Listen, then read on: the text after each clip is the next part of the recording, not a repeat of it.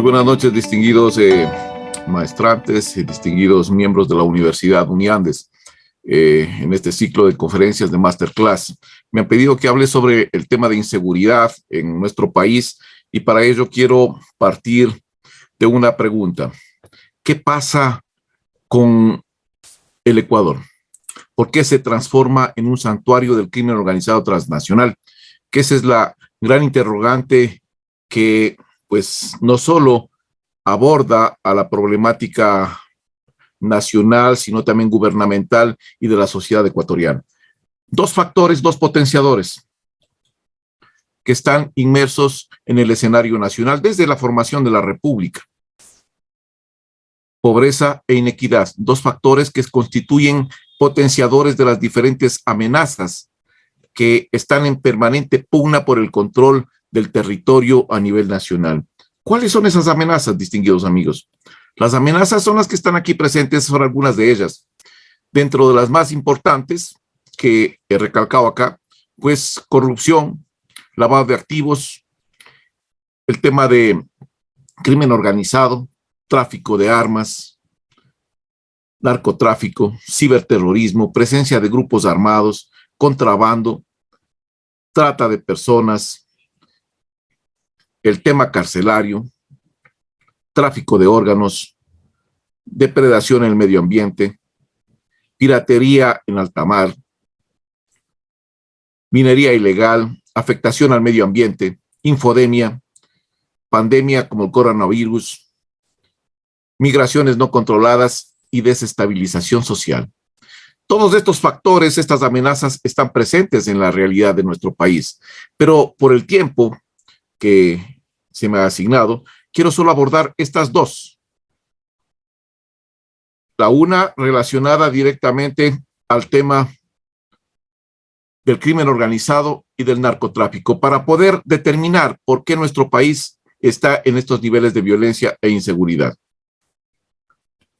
Partamos de lo que representa el crimen organizado transnacional en el escenario nacional. Estas son algunas de las diferentes organizaciones delictivas que están operando en el concepto global, regional y nacional. Gran parte de ellas pues se encuentran desde mucho tiempo atrás, incursionando en el escenario de América Latina y también de nuestro país. Han pasado desapercibidas por diferentes conceptos. No viene al caso hacer un análisis de esto, sino más bien ver cuáles son las que están al momento en el escenario nacional. Estas son las que están prácticamente realizando operaciones con América Latina y dentro de esos, pues, también con nuestro país. Pero estas son las que están específicamente trabajando en territorio ecuatoriano. La mafia andrangheta, la mafia de los Balcanes, la mafia albanesa, la mafia brava rusa o hermandad, mafias mexicanas y la tríada china. Son las más importantes que tienen ya un puesto, yo diría, decisorio dentro del nivel de violencia e inseguridad que afecta a nuestro país. Pero estas no son las únicas. También tenemos presencia de protomafias. Protomafias que se han desplazado desde la cuenca del Manaos, gran parte de lo que sucede en Brasil, hacia Venezuela, Colombia, y al momento, por la incidencia que tiene la producción de cocaína en el vector que comprende los departamentos de Putumayo, Nariño, la provincia de Esmeraldas, Sucumbíos y Carchi, pues ese vector por donde sale cerca de ese 75% de la cocaína atrae la atención de estas protomafias. Me refiero específicamente a la protomafia Comando Bermelo. Para que me entiendan esta designación, una protomafia es un organismo de crimen organizado superior a los carteles. Acá tenemos algunos carteles, Sinaloa, Jalisco Nueva Generación, Cartel del Golfo. Esta es una protomafia mucho más grande, más estructurada y más violenta que los carteles antes mencionados. Pero esto es lo que está pasando y parte de esta dinámica pues se está presentando ya en el escenario nacional. Esto va a cambiar de aquí en adelante, pues este concepto de seguridad y va a haber una afectación mucho más grande a la seguridad integral del Estado. ¿Qué pasa en el escenario de la penetración del narcotráfico hacia el Estado ecuatoriano? Rápidamente, señores. 2004, cada punto amarillo que tienen ustedes aquí arriba, esta es una fotografía satelital, cada puntito amarillo significa 1 hectárea de cocaína. De la línea roja para arriba, Colombia.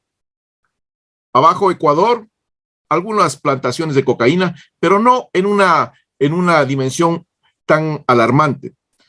2022, se mantiene este esquema. Gran producción de cocaína, especialmente en el departamento de Nariño y también el departamento de Putumayo. El Ecuador no tiene ese tipo de problema al momento. 2005, estas eran las trazas que cruzaban desde parte de Ecuador, parte de la zona costera colombiana hacia Centroamérica y México. Algunas de ellas salen desde Ecuador, desde Manta, otras desde Puerto Bolívar, otras desde el puerto de Guayaquil. Fíjese en lo que pasa el 2020. Esta es fotografía de la DEA, en donde se puede apreciar que ya es una mancha completa cada una de estas rutas o trazas que salen desde el territorio ecuatoriano hacia gran parte de Centroamérica y también gran parte de México y también a la comunidad internacional. En esta época, 2004-2005, se da el efecto globo y el país cambia de estatus. El país había sido un país de tránsito y a partir del 2004 comienza, por este proceso, a trasladarse gran parte de la infraestructura del narcotráfico hacia territorio ecuatoriano y cambiamos de estatus a un país de acopio y plataformas internacionales de distribución. ¿Por qué? Porque en el gobierno de Uribe se comienza a atacar sistemáticamente las organizaciones del crimen organizado, los carteles y también las plantaciones. Y esto genera una reunión que se da en Sinaloa, en donde las diferentes organizaciones y estas mafias y carteles deciden trasladar gran parte de su negocio ilegal hacia otros países. Las características de estos países iban a variar, pero dentro de los más importantes, tenían que ser unos países que tengan altos niveles de corrupción, sistemas de seguridad bajos, que tengan los puertos sin ningún tipo de control, que en lo posible la justicia pues sea comprable y que levanten todos los días la bandera de la impunidad, que en el país, si es dolarizado, mucho mejor, y que atraviesen gran parte de los corredores de la droga. En otras palabras, definían a dos países, Venezuela y Colombia, perdón, Ecuador. Ecuador llevaba la mayor parte porque tenía una cercanía especial hacia los puertos que eran muy apetecidos por el narcotráfico colombiano. ¿Qué pasaba? Se dio este efecto. Esto es 2021-2022. Esta es la amenaza real que tiene nuestro país.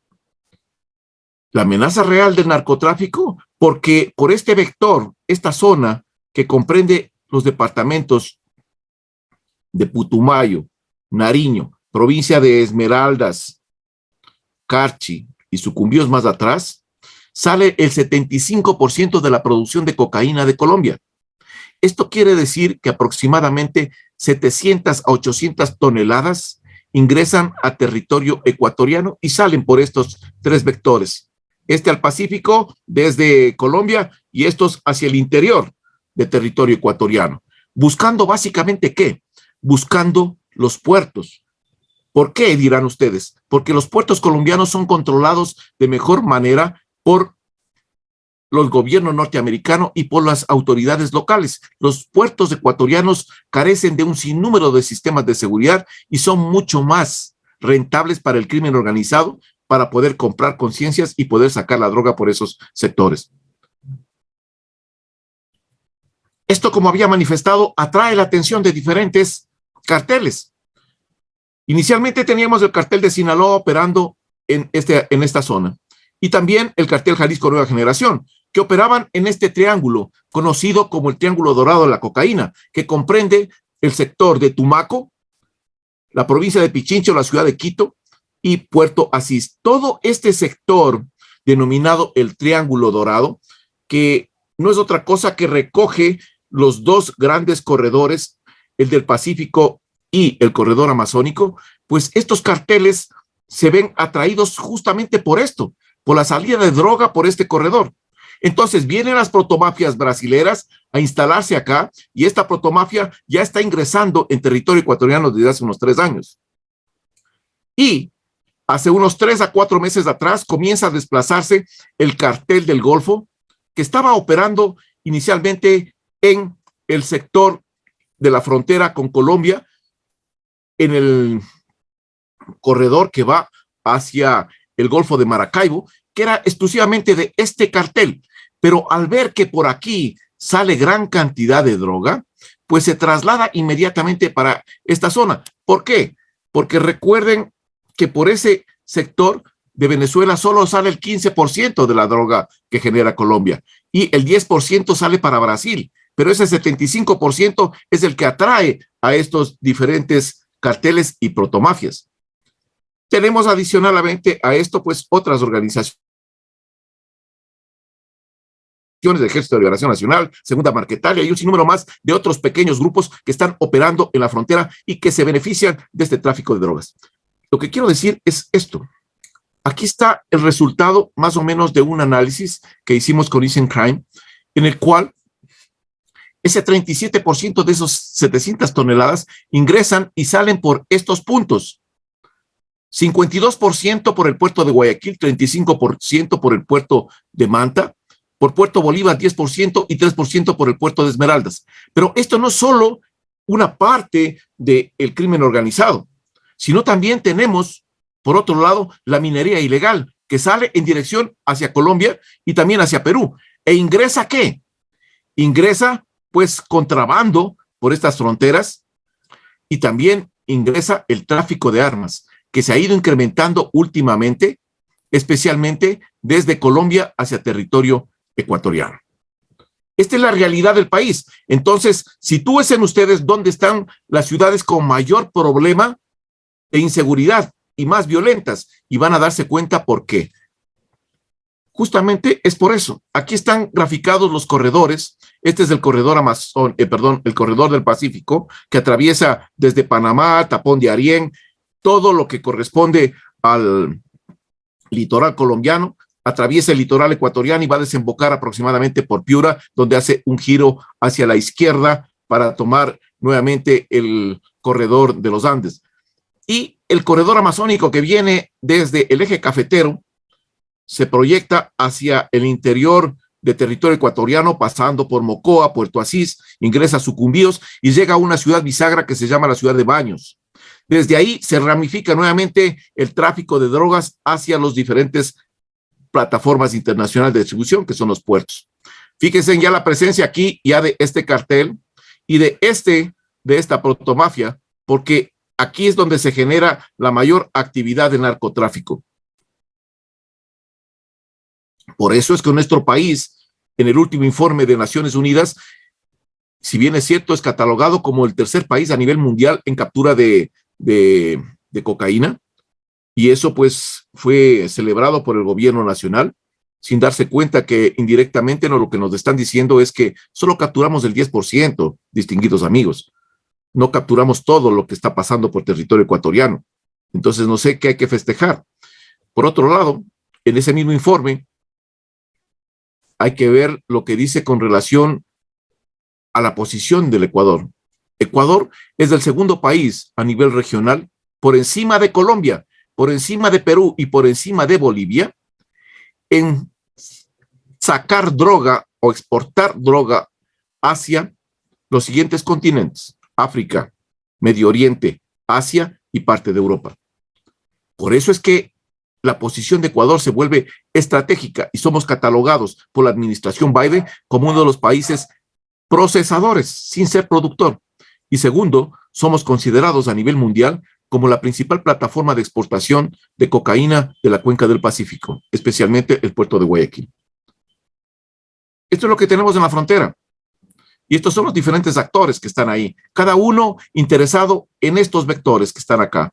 Estos corredores son, este es el corredor del Pacífico, el azul, el rojo, corredor amazónico, ya lo voy a ver más a continuación abajo. Estos puntos que están aquí verdes y titilando son santuarios. Ya voy a explicar en qué consisten estos santuarios. Pero aquí están todas las organizaciones que están directa o indirectamente operando en la frontera norte y constituyen un problema de seguridad nacional. Es interesante recalcar lo siguiente.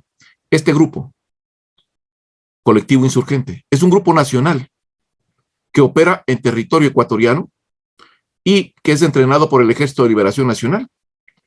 De esta información, personalmente le entregué al presidente Moreno en ese tiempo y a la señora María Paula Romo. Quedaron en investigar, nunca lo hicieron. Pero posteriormente a esto, en una reunión con el presidente Duque, el presidente Moreno le manifiesta al presidente Duque y le dice lo siguiente.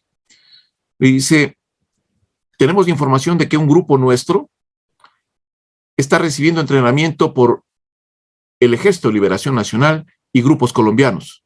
La respuesta del presidente Duque me dejó más sorprendido.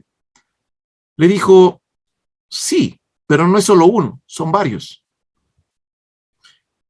Eso quiere decir que tenemos un problema mucho más grave por el nivel de información que desconocemos sobre la realidad de lo que pasa en nuestro país. Vamos un poco más allá. Los puntos que están ahí son santuarios. ¿Qué son los santuarios? Santuarios son espacios territoriales que ha conquistado una organización delictiva y donde ejerce un control y desplaza al Estado ecuatoriano. Le quita la soberanía. Estos están generalmente situados en las líneas de ingreso de droga, de salida de droga y también en lo que se conoce como zonas bisagras, que son las que facilitan la dispersión de la droga hacia los puertos. Esto es lo que tenemos en nuestro escenario. Fíjese en la cantidad de santuarios que ya tenemos establecidos y estos que están acá en Santo Domingo, otro en el sector de Baños y otro en Guayas y también uno en el sector de Machala, pues están en desarrollo. Esto es lo que está pasando en nuestro país. Ubiquen nuevamente los santuarios, ubiquen las zonas donde existe mayor actividad delictiva, que son las que están ahí marcadas con rojo acentuado, y van a darse cuenta ustedes que tienen relación con el nivel de violencia e inseguridad que se viven en esas provincias y en esas ciudades. Este gráfico que viene a continuación nos permite clarificar con más exactitud. Los círculos rojos, perdón, los triángulos rojos constituyen tráfico de consumo interno, microtráfico. Observen dónde están las principales, en las zonas. Y los azules, tráfico internacional de drogas. Zona de Esmeraldas, zona de Manabí, zona de Los Ríos, zona de Guayas, zona del Oro y Pichincha, y Carchi también. Este mapa nos permite ubicar las zonas de incautación de narcotráfico y de microtráfico. Los más cafés son en donde prolifera mayor actividad de microtráfico y narcotráfico. Esmeraldas nuevamente, Pichincha nuevamente, Lago Agrio, Manta, Guayas, El Oro. Las mismas zonas que son al momento parte de este escenario de violencia en nuestro país. Pero ¿qué ha pasado con todo esto? Lo que ha pasado es que estas organizaciones delictivas quieren básicamente tratar de imponer un control territorial o lo que se denomina gobernanza criminal. Este posicionamiento de estas organizaciones lo que quiere es arrinconar al Estado para que el Estado pues solo reaccione, no sea un ente proactivo. Y esta situación ha generado que las megabandas que teníamos acá, un sinnúmero de ellas, lobos, choneros, tiguerones, chone killers, águilas, etcétera, etcétera, gángster, todas estas bandas pues se vayan transformando en lo que se conoce como microcarteles o carteles de primera generación. Cada uno de ellos ligado hacia ciertas estructuras. Por ejemplo, aquí tenemos cartel de Sinaloa ligado a estas organizaciones. Aquí falta JR y otros dos grupos más. Pero estos, por ejemplo, Cartel Jalisco Nueva Generación, Chone Killer, Tiguerones, Lobos, y este Cartel del Golfo, que va a comenzar a destruir este tipo de organizaciones para tratar de imponerse en el escenario nacional. Cuando hablamos de santuarios, hablo de estas zonas. Estos puntos que están aquí, señores, son parte de los santuarios que tiene al momento nuestro país. El Estado no lo reconoce como tales, porque no quiere reconocer que ha perdido soberanía en esos espacios territoriales. Pero la mayoría de la sociedad ecuatoriana, los medios de comunicación nacionales e internacionales, reconocen que el Estado perdió ese liderazgo y ese control en estos espacios territoriales. Espacios como, ¿cuáles, por ejemplo? El sector de San Lorenzo, el sector de Mataje Alto o Mataje Viejo, dos santuarios en el sector de la ciudad de Esmeraldas en desarrollo, uno en el límite provincial entre Esmeraldas y Manabí, sector de Pedernales, en Santo Domingo uno en desarrollo, en el sector de la provincia de Manabí y Los Ríos otro en desarrollo, en Manta otro, en Guayas 4, cerca del puerto, unos, otro en Durán y otros al interior de la ciudad, y un tercero, un último en el sector de Huaquillas. Dos más, uno en La Bonita, en el sector de Sucumbíos, y otro en el sector de Palma Roja. Todos estos santuarios son controlados por las actividades de crimen organizado, megabandas o diferentes microcarteles que están operando en esa zona. Estos son el dispositivo de cómo están al momento. Ahí pueden ustedes verles las diferentes organizaciones que conforman gran parte de la estructura y el problema que tenemos a nivel nacional. Quiero solo recalcar, aquí están los nombres de la mayoría de ellos, de todos los que ustedes conocen y han escuchado en los medios de comunicación.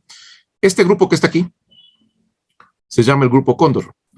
Es un grupo de sicarios colombiano que ingresó y está posicionado inicialmente en la zona de Esmeraldas y comenzado a irradiar hacia la zona de Guayaquil y la zona de Santo Domingo. Esto es importante porque está desequilibrando acá a las fuerzas de seguridad y gran parte de ellos son los que cometen estos actos de ataques hacia infraestructura policial. Aquí están los carteles que son los que controlan indirectamente y tercerizan la actividad de cada una de estas megabandas o microcarteles. ¿Por qué digo yo que estamos hablando de una gobernanza criminal? La gobernanza criminal no es otra cosa que el tratar de imponer el control en un espacio territorial.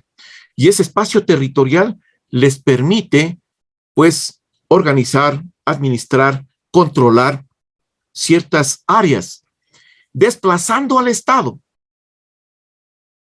y poniéndole en una posición especial en el cual el Estado tiene que negociar directamente con estas organizaciones. Señor presidente, ya después ese gabinete que tiene, ese gabinete corrupto, del ministro, ese director del ENAI, ese director que se reunió con Fito y con Junior allá en la regional, el mismo que en el hotel Oro Verde en Manta recibió $1 millón en su propia mano para vender el pabellón 8 y 9. Ya basta de tanta corrupción. Si quieren guerra van a tener. Le vamos a explotar estos guías y estos guías penitenciarios. Apenas ustedes se activen en el pabellón 8 y 9 con nuestros hermanos, nosotros también nos activaremos.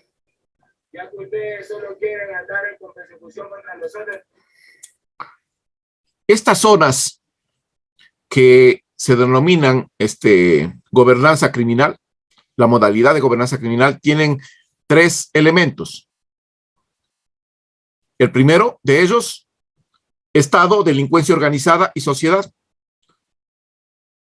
El Estado trata de controlar parte de la actividad delictiva para someterla y desplazarle. La delincuencia organizada trata, por otro lado, de ganar los espacios que tiene conquistados el Estado desde mucho tiempo atrás y comienza ya a ejercer un posicionamiento más firme. ¿Cómo qué actividades? Comienza a dar seguridad a la población a cambio de ¿qué? De una vacuna, de una extorsión. Solución de conflictos, ¿a cambio de qué? De recursos económicos. Situación de escuelas o cierta asistencia especial ¿A cambio de qué? De obediencia y de información. ¿Qué pasa aquí? La sociedad es la que se queda en la mitad y esa sociedad es la que está siendo afectada permanentemente y lleva las de perder en esta guerra por un control territorial. La principal o el principal ejemplo de gobernanza criminal es la que se desarrolla en los centros carcelarios. Este es el modelo perfecto en el cual el Estado ecuatoriano dejó de controlar los centros carcelarios y quien dirige los centros carcelarios se llama crimen organizado, megabandas, y es parte de lo que estamos viendo en la dinámica. Recién, en estos días, luego de estos estallidos de violencia especial que se han dado con cerca de 12 coches bombas y tanta cosa más, el Estado quiere retomar el control, pero esto genera una nueva dinámica de respuesta de estas organizaciones delictivas. ¿Por qué? Porque ellos consideran que ese espacio territorial es suyo y que quien entre allá tiene necesariamente que ser repelido. Fíjense en las diferentes acciones de estas organizaciones y lo que dicen con relación al tema. Señor director de la ley y señores de la policía, este es el último llamado que se les hace para que regresen a nuestra gente del pabellón 2. Son ustedes los responsables de la muerte de personas inocentes, policías, funcionarios del ENAI, senadores Díaz, y familiares de la policía y de mucha gente inocente que no tiene nada que ver en esto, por culpa del director del ENAI que está vendiendo nuestro pabellón. Este es el último llamado que se les hace. Si en una hora no regresan a nuestra gente al pabellón 2, empezaremos a poner bombas en terminales, vías, túneles, moles, en los puentes, donde haya bastante tráfico de personas inocentes. En definitiva, desde los centros carcelarios se controla y se dirige el tema de delincuencia y crimen organizado de las ciudades. Desde ahí se organiza y estas advertencias que le están haciendo al Estado ecuatoriano son muy puntuales. Gran parte de ellas ya se han ejecutado y otras están por ejecutarse. Ese es un ejemplo concreto, pero hay otros ejemplos de ya posicionamientos en sectores barriales o en zonas que son consideradas zonas rojas y donde el Estado no ha podido ingresar o ha perdido esa soberanía territorial. Por ejemplo, el sector de la Guacharaca, donde aparecieron 2 personas hace unos días atrás colgados de un puente. El sector Aire Libre, el sector de las riberas del río Esmeraldas y los otros sectores como Panecillo, Parque Central, Isla Piedad, Isla Luis Cervantes, del Pampón, Santa Marta, que están en desarrollo. Son nuevos lugares que se están desarrollando con el tema de gobernanza criminal y posicionamiento de estas organizaciones delictivas. A tal punto que esa gobernanza criminal puede imponer ciertas decisiones a la población, como por ejemplo un paro delictivo. Un mensaje en redes sociales provocó que el 95% del comercio de la ciudad de Esmeraldas cerrara. Se trataba de una amenaza clara exigiendo las calles totalmente despejadas para realizar el sepelio de un hombre que presuntamente habría sido parte de una banda delictiva, además de la captura del papá del presunto líder de esta organización, mismo que fue liberado con medidas sustitutivas. El comunicado expresaba que a las 3 de la tarde ya todo debía estar cerrado. Muchos acataron la disposición, mientras que otros esperaron unos minutos más y también procedieron a hacerlo. En videos aficionados se ve a varios ciudadanos caminando a gran velocidad, incluso corriendo para llegar a casa y evitar estar en medio de... Eso fue parte de lo que se vivió en Esmeraldas y una psicosis colectiva en la cual un grupo establece la normativa de qué es lo que tiene que darse en esa población y la población acata por temor, por una situación de desconocimiento, por diferentes situaciones. Pero eso es lo que estamos viendo y lo que estamos observando.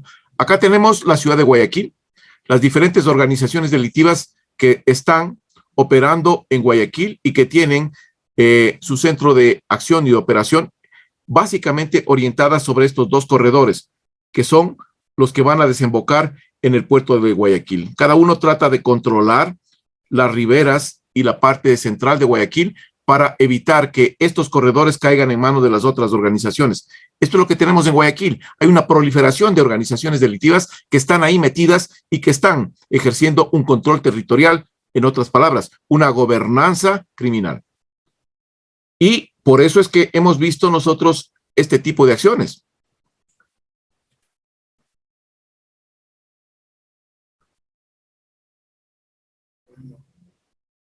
De tacos de dinamita, de incendios en gasolineras, en definitiva, un sinnúmero de acciones en las cuales, pues, se trata por todos los mecanismos de causar pánico social.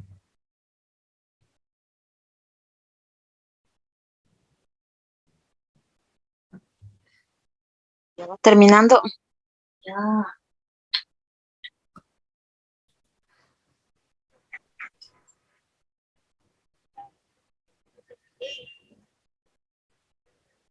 Bomba aquí en el kilómetro 21 de vía Chone, Nuevo Israel, en la gasolinera. Le prendieron fuego a una ruta.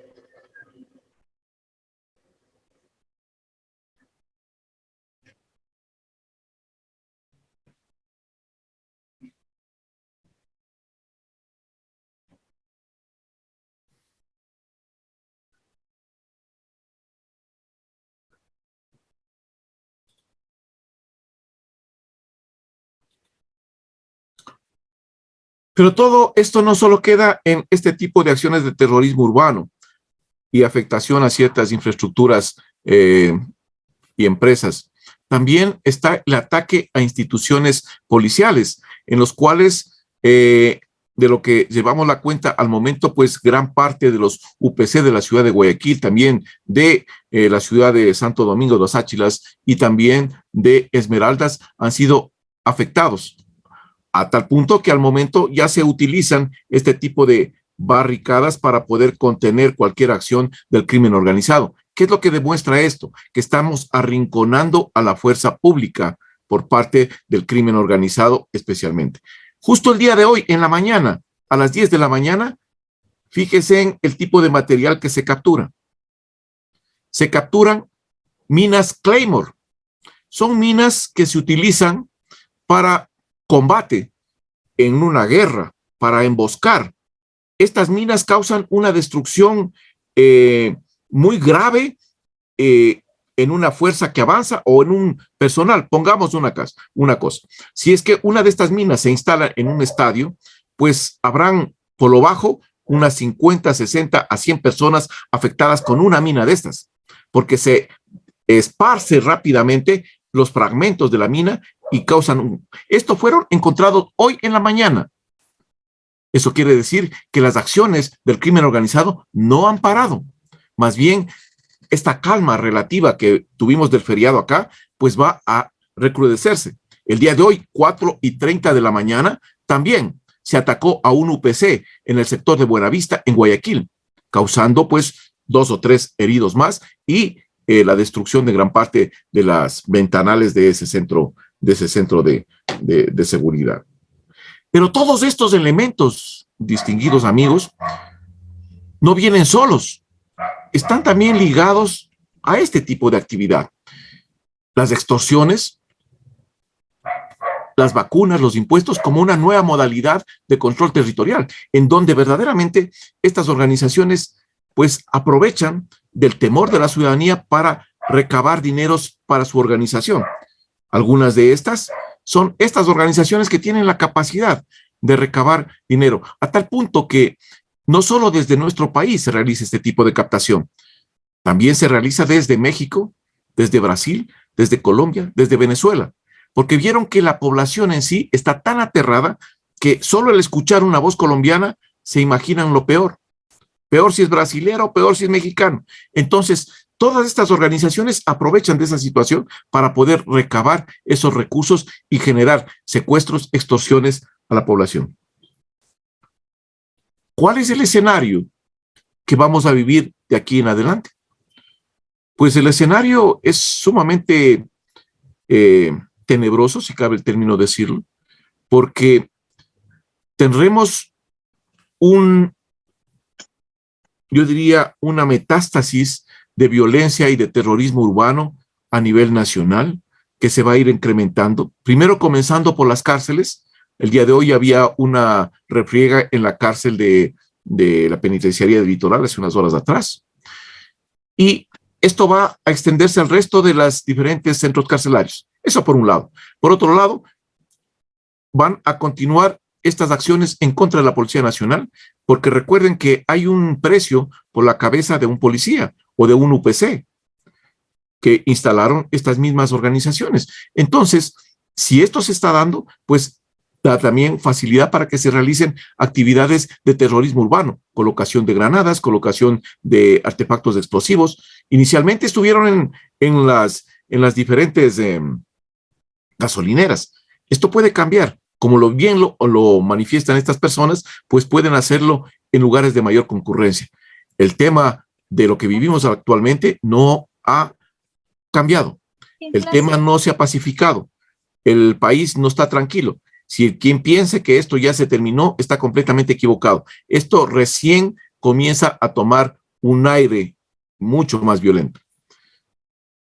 Esta situación va a verse también vinculado con una presencia de desestabilización que viene desde otros organismos, desde la Asamblea Nacional, desde partidos políticos que quieren aprovechar a río revuelto para causar un caos y conmoción nacional. Ya se habla de destitución del presidente y en sí un sinnúmero de cosas más con el propósito de tomar el poder.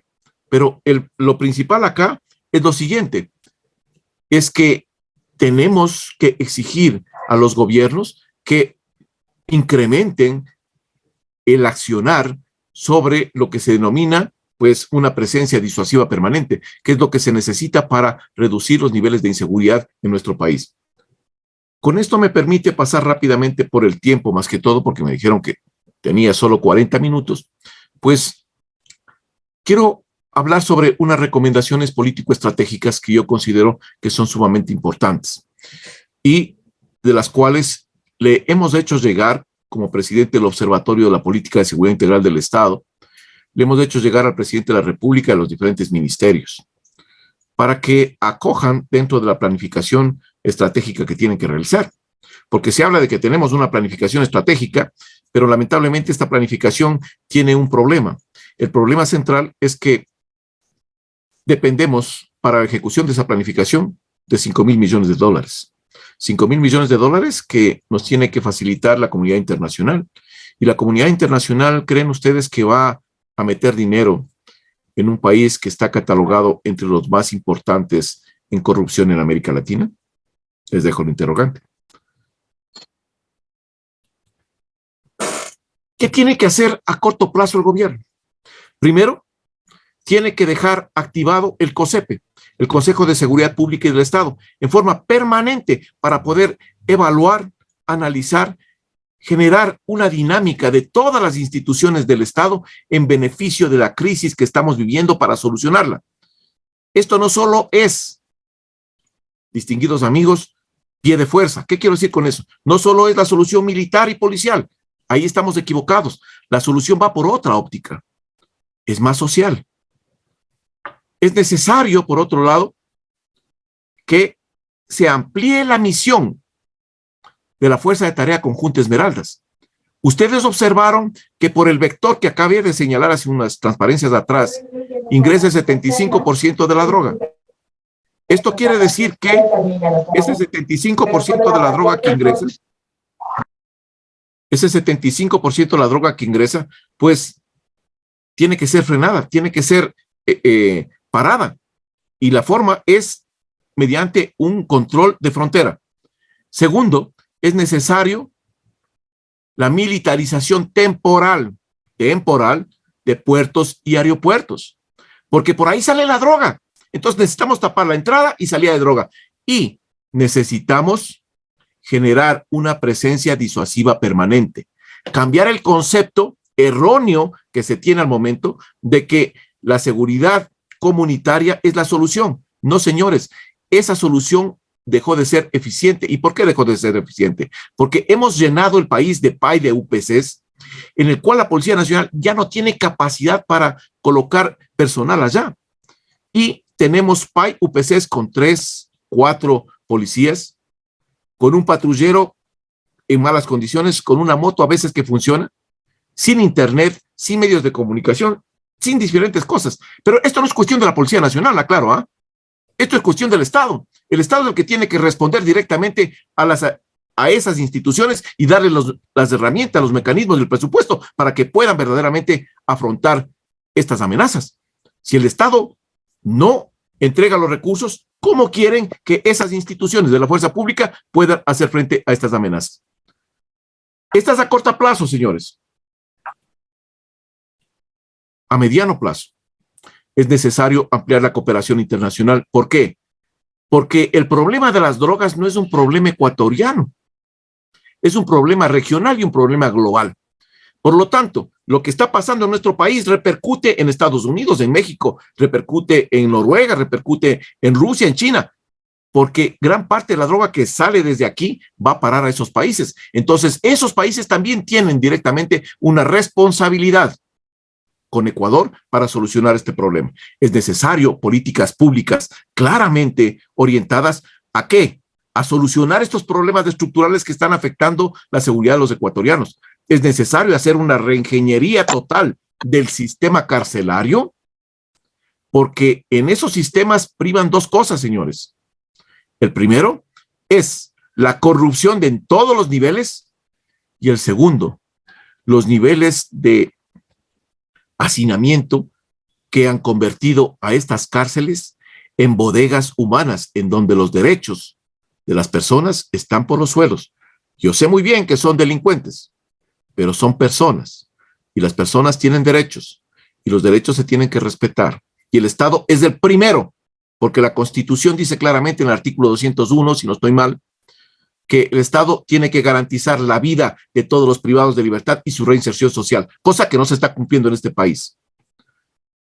El segundo, una reingeniería también del sistema de justicia, porque aquí estamos observando cómo jueces y fiscales levantan todos los días esa bandera de la impunidad en este país. Cuando la policía entrega a estos jueces y fiscales y ellos cogen de la mano al delincuente y lo ponen por la siguiente salida, por temor, porque han sido cooptados, porque son amenazados por diferentes circunstancias, pero hay que hacer una reingeniería total.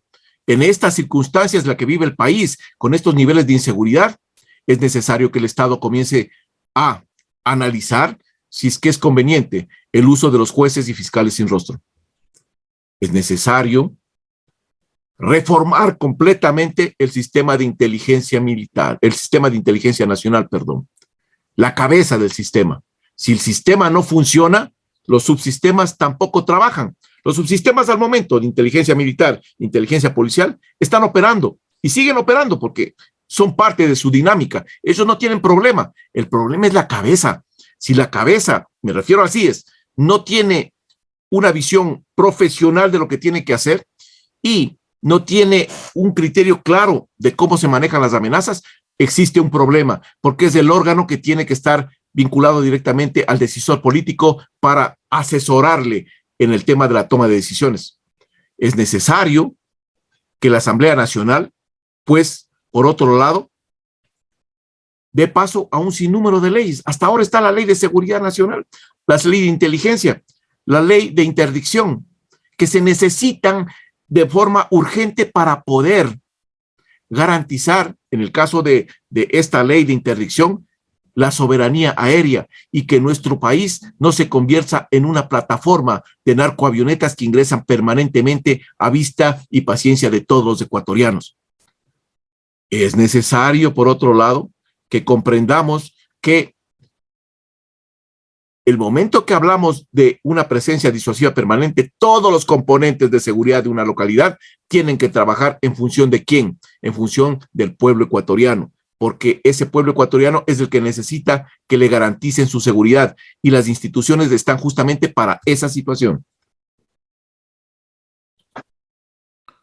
Voy terminando, tengo 2 minutos nada más.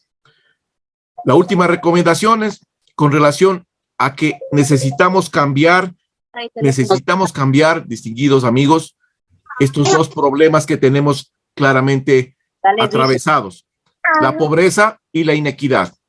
Dos factores que están claramente en el escenario y atraviesan transversalmente. No me aprendes nada bueno, todavía quieres el teléfono.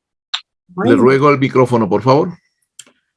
Por otro lado, necesita el gobierno también a largo plazo comenzar a invertir en lo social. Creo que esta es la parte más fundamental del combate al crimen organizado, la parte social. Invertir en lo social, invertir en la educación de nuestra juventud, invertir en la salud, fuentes de trabajo, mejores servicios básicos, vivienda. Esas acciones que haga el gobierno en los lugares más apartados, en los lugares donde no llega el gobierno, en estos lugares abandonados, pues van a cambiar la dinámica y la imagen de un país que verdaderamente quiere recuperar los espacios que ya están en poder del crimen organizado. Les quiero dejar con una frase. Esta guerra, distinguidos amigos, contra las amenazas que atentan a la seguridad de nuestro país, no se la va a ganar con politiquería, peor con ideologías. La ganaremos cuando comprendamos que nuestro futuro radica en la cooperación y trabajo de todos los ecuatorianos. Y para finalizar, le dejo esta frase con la que manifesté en CNN Internacional cuál es la posición de mi país, de todos los ecuatorianos. Este país no se arrodilla ante el crimen organizado. Este país y su sociedad van a darle la lucha frontal, tenaz, al crimen organizado y demostrar que sí podemos salir adelante. Yo creo que un gobierno que quiere verdaderamente y tiene como objetivo primordial el garantizar la seguridad de los ecuatorianos, pues ese gobierno tiene que poner por delante la seguridad de esos ciudadanos antes que la seguridad de los delincuentes. Un gobierno no tranza con el crimen organizado, no se reúne con el crimen organizado, no se arrodilla ni se doblega al crimen organizado. Un gobierno tiene que ser un ente mediante el cual las políticas gubernamentales se tienen que aplicar, les guste o no les guste. Aquí no puede haber gobernanza criminal, señores, porque el rato que creamos gobernanza criminal, estamos creando un Estado fallido, y creo que esas circunstancias no son las procedentes para nuestro país. Entonces, el gobierno está comenzando a aplicar mano dura, y me parece que la forma de actuar del gobierno actualmente, yo soy un crítico del gobierno, aclaro, yo no estoy defendiendo al presidente Guillermo Lasso, pero tengo que darle la razón en unas cosas. Cuando se pone a la cabeza para solucionar un problema, es porque comienza a tener liderazgo. Cuando se impone un posicionamiento con una planificación y con acciones concretas y frontales, pues hay que darle la razón. Y en ese caso, pues, al momento el gobierno está tomando las acciones, a mi manera, acertadas. Sin embargo, está fallando en una cosa, en el tema de inteligencia, porque esto va a tener una repercusión, y la repercusión es directamente contra la sociedad. Colocaciones de un sinnúmero de otro tipo de acciones de violencia, y que tiene que estar preparado, pues, para contrarrestarlas.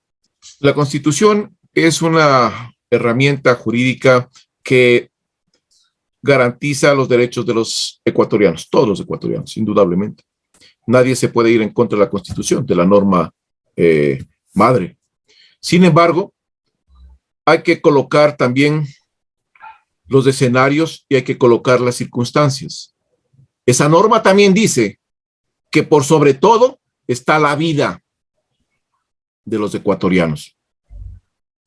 Y al estar la vida de los ecuatorianos en riesgo, el gobierno tiene todas las facultades para poder articular todos los mecanismos a fin de defender la vida de esos ecuatorianos, a fin de garantizar su seguridad, de generar desarrollo en el país.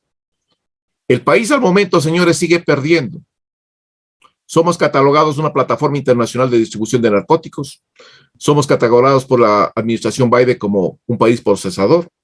Somos catalogados como el tercer país o cuarto país más violento de América Latina, la primera ciudad más violenta de América Latina, me refiero a la ciudad de Esmeraldas, Guayaquil creo que está atrasito. Somos catalogados como el segundo país exportador por encima del resto de cocaína. ¿Eso va a traer inversión extranjera a nuestro país? No, señores, eso no va a traer inversión extranjera. ¿Ustedes creen que algún empresario va a venir a invertir en territorio ecuatoriano sabiendo que cualquier rato trae su empresa y a las 2 horas le están comenzando a pedir vacunas o extorsiones o le pueden secuestrar? Tenemos que ganar las condiciones. Para ganar esas condiciones se necesita fortalecer el estamento de la fuerza pública. El Salvador, señores, se demoró algunos meses, no es así nomás. Primero fortaleciendo la fuerza pública, generando mayores condiciones de seguridad de su pueblo, y luego de eso entró contra las maras. Y me parece que ese es el mecanismo correcto. Parte de lo que está haciendo el presidente Lasso al momento es parte de lo que hizo el presidente Bukele. Primero comenzó a ubicar los cabecillas y trasladarlos a otro lugar. Comenzó a descabezar las estructuras para luego comenzar a poner en orden cada uno de los pabellones. Es lo que están haciendo, parece, al momento. Y me parece que es una estrategia que, si bien es cierto, es la correcta, pero por otro lado, tiene, como había manifestado anteriormente, tiene que analizarse cada una de estas acciones con las repercusiones que estas pueden tener. Porque recuerden que aquí el factor más vulnerable es la sociedad, y hacia allá van orientadas todas estas acciones de violencia. Entonces, es necesario, por más acción que realice el gobierno, siempre tiene que pensar en las repercusiones que pueden tener estas acciones.